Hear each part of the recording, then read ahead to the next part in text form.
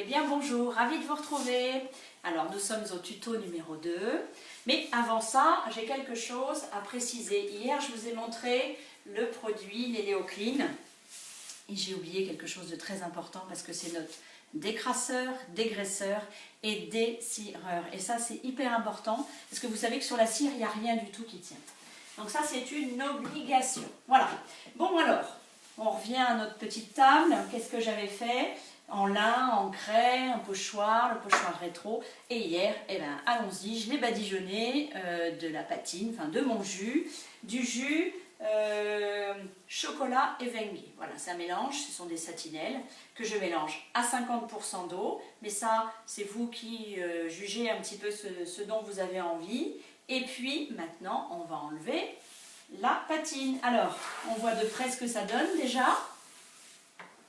Hop, Julien, tu... Donc voilà, hein, vous voyez, là j'ai commencé à dépatiner, donc j'ai enlevé le jus. Le jus, c'est ça que j'ai mis. Donc ça a permis d'adhérer au support, de rentrer dans toutes les aspérités, dans tous ses défauts, dans tout ça. Voilà, là on voit bien, hein, de toute façon, qu'il y a vraiment... ça marque en fait le temps, ça marque les défauts. Donc soit on en a envie, ou soit on reste en peinture pleine comme il était initialement. Voilà, ça c'est une question de goût, heureusement, il y en a pour tous les goûts justement. Donc je vais vous montrer, pareil pour le pied, hein, vous voyez, je l'ai enduit donc de, hop, et on lève ma laine, je l'ai enduit de patine, enfin voilà, de jus, et puis là je l'ai enlevé, enfin j'ai commencé à l'enlever, donc on va le faire ensemble. Allons-y. Alors, qu'est-ce qu'il me faut pour ça? Donc il me faut la laine d'acier, 000. Pourquoi 000? Parce qu'elle ne raye pas. Voilà, c'est quand même du fer. Hein. Et donc ça va enlever le surplus, puisque je vais la mouiller. Et puis en grattant, eh bien, en même temps ça va lustrer et ça va enlever le surplus de jus que j'avais mis. Alors, je prends ma laine d'acier, je la mouille, je l'essore bien évidemment, hein, pour pas qu'elle soit complètement trempée. Et puis, voilà comment je procède. Hop.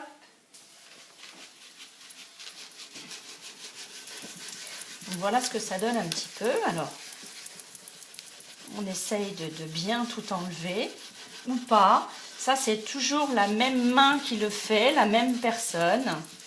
Parce que ça va vraiment dépendre de ce dont on a envie, quoi. Voilà, et surtout, je ne vais pas aller plus loin. J'ai mon petit chiffon, ou mon sopalin, peu importe, ou mon éponge. Et j'enlève au fur et à mesure pour voir ce que j'ai enlevé, ce que ça donne. Alors, si j'en ai trop enlevé, écoutez, j'en remets. Et puis, s'il y en a trop, écoutez, je continue à enlever. Voilà, surtout on enlève au fur et à mesure. Donc, vous voyez ce que ça donne? C'est pas compliqué, un petit peu d'huile de coude, je dirais, et encore que on prend son temps et on fait petit mètre carré par petit mètre carré, où on avance tranquillement, gentiment. Je vais en refaire un ou deux pour vraiment vous montrer. Donc vous voyez en fait ce qui se passe, c'est que mon eau se mélange, à la peinture, au jus. Et du coup, je peux enlever.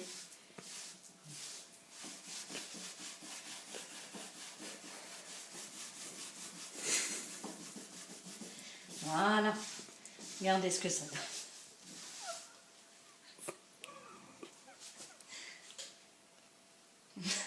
Je rigole parce que j'ai mon mari qui fait la sieste derrière, qui se met à ronfler. Bon, ceci dit, c'est pas grave. Allez, on continue. Allez, voilà. Donc, vous voyez ce que ça donne également sur le rebord. Voilà. Et surtout, on enlève au fur et à mesure. Voilà, c'est aussi simple que ça. On peut quand même bien voir de près, peut-être, voir ce que ça donne.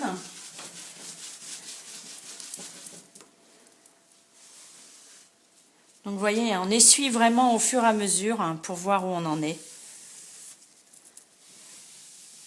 Et ça vient relever tous ces petits défauts, vous voyez. Bon, voilà, tout simplement, on va sur les pieds. Ce sera peut-être également plus parlant. Voilà.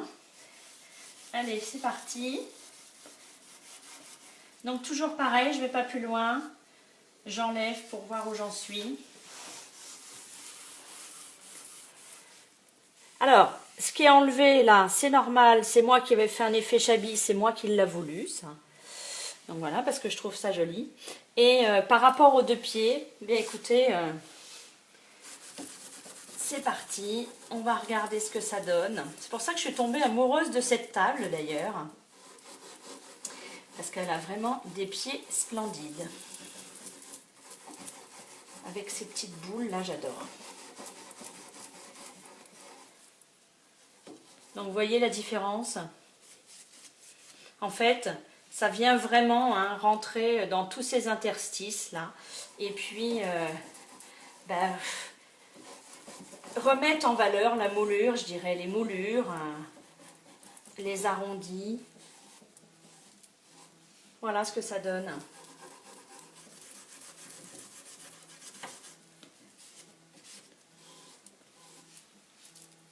Je vais le faire tranquillement pour vous montrer une petite photo après.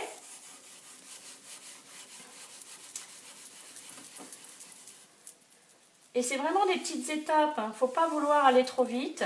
Et si vraiment, je vous dis, vous en avez enlevé ou pas assez ou trop, eh bien, il n'y a pas moyen de se tromper puisqu'on a toujours la possibilité de revenir sur ce que l'on fait. Bon, là, mon petit chiffon, il est bien enduit. Donc voilà. Ça donne du cachet, c'est pas forcément revenir à quelque chose de rustique ou de vraiment vieux, mais vraiment ça ressouligne pour le coup vraiment toutes les formes. Oula, c'est pas facile. Hein, bon, mais écoutez, je vous embrasse. Dès que c'est terminé, je vous envoie une photo. On va faire un nouveau projet pour demain. Voilà, on va avancer. Qu'est-ce qui va se passer ensuite? Eh bien, une fois que ce sera bien sec, et ça va aller très très vite, je vais passer 3 couches de vitrificateur. Et comme ça, je peux manger sur ma table, je peux vivre sur ma table, y poser des choses. Bien évidemment, j'attends que ça sèche à cœur. Je ne pose pas de gel hydroalcoolique sur ma table, je ne pose pas de bougies sur ma table, qu'elle soit colorée ou blanche. Voilà, puisque vraiment la cire vient migrer, et ça on le sait, à force. Et voilà ce que ça peut donner, mais vraiment là on va pouvoir vivre avec sa belle table, on va pouvoir vivre avec ses meubles sans mettre une nappe, sans mettre un plastique. Voilà, donc écoutez, je vous embrasse. N'hésitez pas à m'envoyer vos photos, vos commandes, je les traite, on s'appelle, vous m'envoyez un SMS au fur et à mesure. Donc voilà, et je vous suis dans vos projets. Allez, ciao!